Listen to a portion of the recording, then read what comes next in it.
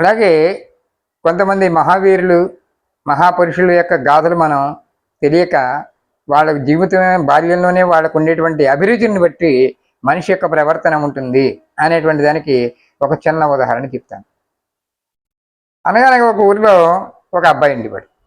ఆ అబ్బాయికి రోజు వాళ్ళ అమ్మగారు రొట్టెలు పాలు పట్టుకొచ్చి ఇచ్చేవాడు.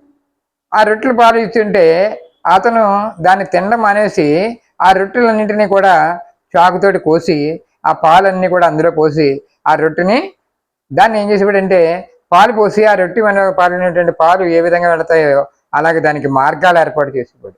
ఇలాగ ముందుకి వెనక్కి వెనక్కి ఆ పాలు రకరకాలుగా వెళుతుంటే చూసి ఆనందపడేవాడు. వాళ్ళ అమ్మ వచ్చింది, ఎరా రొట్టె పాలు తాగావా? తాగుతూనే ఉన్నాడు. అప్పటికి ఆ రొట్టె అంతా కూడా నానిపోయి అయిపోయింది.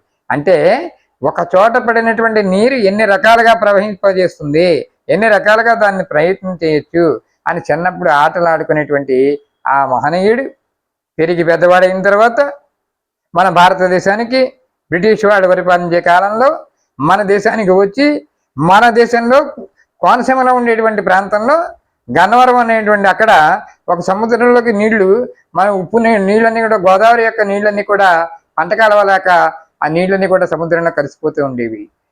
అనేక రకాల తుఫాన్లు ఉప్పెన్నులు కూడా వచ్చి పంట కాలువలు లేక పండించుకునేటువంటి అప్పుడు ఆయన ఆలోచించి చిన్నప్పుడు ఉన్నటువంటి ఆలోచన విధానం వల్ల అనేక చోట్ల గోదావరి నదిని పాయలుగా చేసి ఆ పాయలన్నింటినీ కూడా సముద్రంలోకి కలిసిపోకుండా ఉండడం కోసం ఒక గోదావరి మీద ఒక పెద్ద బ్రిడ్జి కట్టి ఆ బ్రిడ్జికి పక్కనే పంట కాలువలను కూడా ఆ పైనుంచి పక్కన తీసుకెళ్ళేలాగా, ఒక పక్కనేమో కింద నుంచి గోదావరి నది ప్రవహిస్తుంది, పైనుంచి ఏమో పంట కాలువ వెళుతుంది. అలాగే మన గన్నవరం దగ్గర ఆక్విడెట్ అంటాం, అదే మన ఇవాళ డొక్కా సీతమ్మ గారి యొక్క కార్యక్రమం ప్లేస్ అని కూడా చెప్తుంటాం. ఎప్పుడైతే ఆయన చిన్నప్పుడు చేసినటువంటి గోదావరి నది నీరు కింద గోదావరి నది ప్రవహిస్తుంది, పైనుంచి పంట కాలువ వెళుతుంది. ఆ పంట కాలువ వెళ్ళడం వలనే ఇవాళ రాజోలు అనేటువంటి కోనసీమ గ్రామానికి ఒక ఆరాధ్యదైనటువంటి పంట కాలువలు ఉప్పు నీటిలో కలిసిపోకుండా ఉండేటువంటి ప్లానింగ్ చేసినటువంటి ఇంజనీరే మన కాటన్ మహాశయుడు. అందువల్లనే కోనసీమలో అతన్ని మనం కాటన్ని కూడా ఒక దేవుడిగా కొలుస్తాం. మంచి పని చేసిన వాళ్ళందరినీ కూడా మనం అభినందించడం, పూజించడం కూడా మన యొక్క అలవాటుగా చేసుకున్నాం. ఇది కాబట్టి చిన్నప్పటి నుంచి పిల్లలకి ఏ అభిరుచి ఉంటే ఆ అభిరుచి ద్వారా పెంచడం అనేటువంటిది అలవాటు చేయాలి.